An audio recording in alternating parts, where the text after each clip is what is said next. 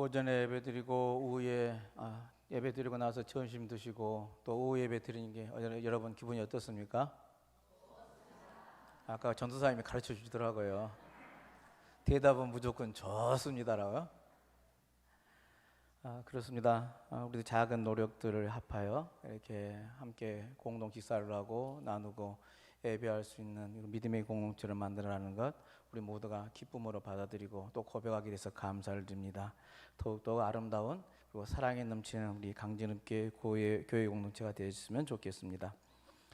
이 시간 우리 두 본문을 살폈는데요. 오늘 요한복음 21장 말씀은 사명감을 잃어버린 제자들에게 다시 예수님께서 찾아와서 주시는 말씀입니다. 예수님은 십자가에 달려 죽으시고 부활하셨습니다. 그리고 막달라 마리아에게도 나타나고 제자들에게도 나타나 보이셨고 의심하는 도마에게도 직접 나타나서 만져보라까지 하십니다. 이렇게 제자들은 예수님의 부활을 목격한 사람들이죠. 근데 오늘 제자들이 함께 모여서 하는 일들은 부활하신 주님을 찬양을 올리고 또 부활하신 주님의 은혜를 받아서 뭔가를 해야 할 것 같은데 스스로 보따리를 싸고 있습니다. 스스로 제자의 길을 청산하는 것을 봅니다. 왜 그랬을까요? 왜 그들은 이렇게 기운이 다 빠져서 이게 힘없이 고향으로 돌아갈 생각을 하고 있었을까요? 주님은 부활하셨는데 그 부활의 주님을 만나봤는데 왜 그들은 고향을 향해서 다시 옛 직업을 향해서 가고자 했을까 하는 겁니다. 그것은 이제 그들이 무엇을 해야 할지를 몰랐기 때문입니다. 예수님을 따라다닐 때는 저분이 뭔가 메시아가 되어서 세상을 뒤바꿀 뿐이다 라고 계속 쫓아다녔죠. 근데 십자가에 달려 돌아가신 그 순간 모든 꿈이 상실해 버렸습니다. 비전이 없어졌습니다. 예수님께서 붙잡히시고 십자가에 못 박혀 돌아가신 이 엄청난 일들 앞에 가만히 보니 자신들은 한 것이 아무것도 없습니다. 오히려 어떻습니까? 예수님을 모른다 하고 부인하고 도망하고 숨어 지내고 그게 이 제자들의 삶이 다였지 않습니까? 그들이 이렇게 상실해서 고향으로 다시 옛 생활로 돌아간다는 것은 그들이 하고자 하는 의욕, 그들 하고자 하는 이 사명을 모르고 잊어버렸기 때문에 이 사명감의 상실이 오는 그 공허감 때문에 이제 옛날 나 하던 일, 내가 해왔던 일, 고기나 잡으러 가자라는 게 생각이 들 수밖에 없다는 이야기입니다. 근데 우리가 알아야 할 것이 있습니다. 누구나 실수는 할 수 있습니다. 배반할 수도 있습니다. 도망할 수도 있습니다. 그러나 예수님은 그런 제자들에게 한마디도 책임을 묻지를 않았습니다. 야, 정말 그때 네가 나를 모른다 그래? 정말 섭섭하다 라고 할 만하신데 하지는 않습니다. 오히려 불안에 떨고 있는 제자들에게 와서 하는 첫마디가 뭐입니까? 평안하냐? 평강을 빌어줍니다. 그리고 성령을 받으라고 하십니다. 이분이 우리가 믿는 예수님이십니다. 예수님은 이렇게 우리의 실수와 잘못을 다 용납해 주시는 분입니다. 그것까지도 인류를 구원하기 위한 도구로 사용하셨던 것을 우리가 알 수가 있습니다. 우리가 조그만 일에도 실망하고 좌절하고 나 안 해, 나 못해 하면서 한번 실수했다고 그러고 있는 그런 우리들의 모습이었으면 안 된다는 이야기입니다. 짜증나, 나 안 해, 나 못해 하는 것은 누가 합니까? 사춘기 애들이 그렇죠. 우리 중고등부 애들이 뭐 시키면 나 안 해, 나 못해 하고 이렇게 팽 토라져 나가는 것은 애들이 하는 늘 모습들이죠.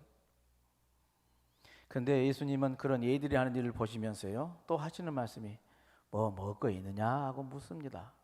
이 말은 뭐냐면요 오늘 성경의 본문의 말씀은 고기가 있느냐라고 묻습니다. 고기가 있느냐고 묻는데 원문에는 그 뜻이 이렇답니다. 뭐 먹을 것이 있느냐라고 이렇게 본래 원문의 뜻은 그렇답니다. 그렇고 먹고 살기 위해서 다시 옛날 직업을 찾은 제자들에게 뭐 먹을 거 있냐? 다시 돌아가 보니 살만하냐? 하고 물어보는 것이라는 이야기입니다. 여러분, 예수님을 믿다가 중간에 포기하고 세상에 다시 돌아가면 먹을 것이 생길 것 같습니까? 예수님을 제대로 믿어보려고 했더니 여러 가지 걸리는 것이 참 많습니다. 시간도 걸리고 일이라는 것도 이래저래 내 일을 해 나가야 되는데 사업을 해 나가는데 교회에 다니는 것이 걸리적거리기도 합니다. 포기할 것이 많습니다. 그러다가 이렇게 살다가는 안 될 것 같아서 생각이 자꾸만 들기 시작합니다. 은혜를 받을 때는 그리고 기쁨으로 할 때는 전혀 부담되지 않던 교회 봉사도 하다 보니까 왜 봉사 나만 하지? 라고 짜증이 훅 올라옵니다. 맨날 하던 사람만 하는 것 같고 슬슬 그 일이 부담되기도 합니다. 그러다 보니 나만 바본가 생각이 들어서 한 번, 두 번 깨도 배웁니다. 이유 이런저런 이유되고 빠져보기도 하죠. 한 번 빠지고 두 번 빠지고 그러다 보니까 나중에 아예 안 하게 됩니다. 그 봉사하는 거 안 하다 보니 자연스럽게 교회에 나오는 것도 이제 빠지게 됩니다. 주일예배도 빠지게 되집니다. 이게 은혜 받았을 때는 상상할 수도 없는 일들이 생기기 시작한다는 것이죠. 그런 우리들에게 주님이 물어보신다는 겁니다. 그렇게 살아보니까 좋냐? 편안하냐? 좀 건강해졌냐? 하던 봉사 안 하고 살만하냐? 봉사 안 하고 시간이 많아지니까 그 시간 너 뭐하고 살았냐? 묻는 말이란 이야기입니다. 열심히 그 시간에 네가 일해보니 어째 돈 좀 모아봤냐? 그 돈 갖고 뭘 해봤냐? 묻는 거란 이야기입니다. 그 질문이 바로 너에게 먹을 것이 있느냐? 고기가 있느냐는 물음 속에 담겨진 뜻일 것입니다. 여러분 어떻습니까? 여러분에게 고기가 있습니까? 먹을 것이 있습니까? 제자들은 무엇이라 대답합니까? 없나이다 하고 대답합니다. 그렇게 이렇게 저렇게 빠져나가고 안 해보고 이제 실망하고 고기 잡으러 가서 고기를 잡아봤더니 고기가 잡히지도 않더라는 이야기입니다. 아무것도 없습니다. 잡을 듯 하면서도 아무것도 잡히지 않습니다. 생길 듯 하면서도 아무것도 생기질 않습니다. 편할 듯 하면서도 편할 날이 없습니다. 이게 주님을 떠나서 나 혼자 살려고 해본 결과가 그러한 대답이라는 이야기입니다. 주님을 떠난 사람들의 대답입니다. 사명을 상실하는 사람들의 대답입니다. 여러분 지난 주간 어떻게 지내셨습니까? 여러분의 삶에 무슨 변화가 있었나요? 제가 물어보는 이유는 우리는 지난주 무엇을 지냈습니까? 부활주일을 지냈습니다. 부활의 주님을 기쁨으로 맞았고 부활의 주님을 이제 내 안에 영접하고 나의 부활의 주님의 증언자로서 살겠노라 다짐도 했습니다. 두려워하지 말라 음소를 듣고 당당하게 세상에 나가서 나는 살겠습니다 다짐도 했습니다. 그렇다면 그 주님의 부활에 나에게 뭔가 영향력을 발휘해야 할 건데 여러분에게 어떤 삶의 변화를 가져다 주었느냐 하는 질문입니다. 이 질문에 선뜻 대답하지 못한다면 주님의 부활의 의미가 우리에게 그다지 크게 다가오지 않았기 때문에 나는 변화 없이 그저 그런 시간을 살고 있는 것 아니겠습니까? 부활하신 주님을 만남으로 변화받았던 바울의 고백처럼 자신의 지난 삶을 십자가에 못 박아버리고 그리스도와 함께 다시 사는 변화된 삶을 살아가고 있는가 하는 물음입니다. 우리들이 그냥 절기로 지키는 행사로 지키는 절기로 한다면 그저 그런 시간으로 또 한 해 행사를 지내갔구나 하지만 그게 진정한 의미로서의 나의 삶에 변화를 주는 말씀으로 다가오고 내 삶은 달라져야 될 줄로 믿습니다. 부활신앙으로 산다는 것은 다시 새롭게 시작된 삶을 산다는 것을 의미합니다. 다시 살아가는 것이죠. 에스겔서는 하나님 앞에 범죄한 이스라엘 백성들이 하나님의 심판으로 이제 바벨론에서의 포로된 삶을 살게 되었다 이야기합니다. 그리고 하나님의 은혜로 다시 구원의 길이 예시되어집니다. 저들이 다시 본토인 고향으로 돌아가게 될 것이다 예고를 하죠. 또 다시 새로운 구원의 출발을 이제 언약을 해주십니다. 이스라엘에게 새로운 시작은 단지 하나님의 구원의 역사, 하나님의 은혜만을 말하지는 않습니다. 이스라엘의 변화된 삶이 그 안에 전제로 들어가 있습니다. 새롭게 살아가야 하는 것이라는 이야기입니다. 에스겔을 통해서 들려주는 말씀이 하나님께서 흩어진 이스라엘을 다시 모으시겠다 하십니다. 하나님의 은혜의 구원의 선포죠. 너희들이 이렇게 남의 나라로 포로로 끌려가고 다 흩어져서 살고 있는데 다시 그들을 모으겠다 하신 하나님의 음성입니다.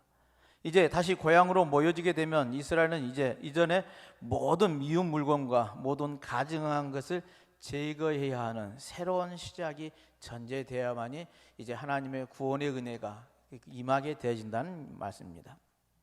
그러기에 하나님의 구원의 날은 이전에 범죄했던 삶을 제거하는 것으로부터 시작된다 하겠습니다. 새로운 이스라엘을 위해서 하나님은 그들에게 새 영을 주고 그 몸에서 돌 같은 마음을 제거하고 살처럼 부드러운 마음을 주실 것을 약속을 하십니다. 새로운 영을 받아 새롭게 시작하는 하나님의 구원의 역사이다 하는 겁니다. 오늘 우리가 부활신앙으로 산다는 것은 부활하신 주님으로부터 새로운 영을 받아서 살아가는 일이죠. 곧 성령으로 살아간다는 뜻입니다. 새롭게 변화된 새로운 영적 삶을 이야기합니다. 성도들이 성령을 받아서 새로운 영적 존재로 살아간다는 것이 무엇입니까? 에스겔이 이야기하는 단어를 표현한다면 돌 같은 마음이 제거되지는 삶을 뜻할 것입니다. 딱딱하고 굳은 마음이 아닌 살처럼 부드러운 마음이어야 한다는 이야기입니다. 딱딱한 돌을 제거하고 살처럼 부드러운 마음이 된다는 것은 다른 뜻이 아닙니다. 하나님의 말씀을 예면하지 않는 마음입니다.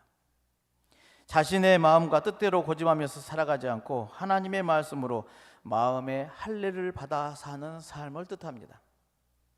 매주일 설교를 들어도 마음이 돌같이 딱딱해져 있으면 마음이 움직이지 않는 것은 당연한 일입니다. 살같이 부드러운 마음은 하나님의 말씀에 감동하고 그 마음이 움직여서 이제는 하나님과 교회를 위해서 이웃을 위해서 충성하고 봉사하고 나누고 섬기는 일에 헌신하는 삶을 살고자 하는 마음으로 바뀌어져 가는 것이라는 이야기입니다. 주님의 부활은 다시 사심을 믿는다고 하면서도 자신의 삶은 여전히 옛날의 삶 그대로 살아가는 것은 이전의 자신을 십자가에 못 박지 않는 그런 꼴이나 마찬가지라 하겠습니다. 주님의 부활과 함께 다시 새롭게 삶을 시작하지 못하고 있는 것과 동일한 일입니다. 오늘 우리가 부활절 이후 두 번째 주를 지키면서 무언가 새롭게 변화되지 못하고 예전의 삶을 그대로 산다면 이는 하나님 앞에 살아있는 자로 사는 것은 아닐 것입니다. 부활의 주님을 믿고 고백하는 사람이라면 이렇게 새로운 삶을 살아가야 하는 것이죠. 바로 성도의 부활신앙의 진지한 의미가 여기에 있다 하겠습니다.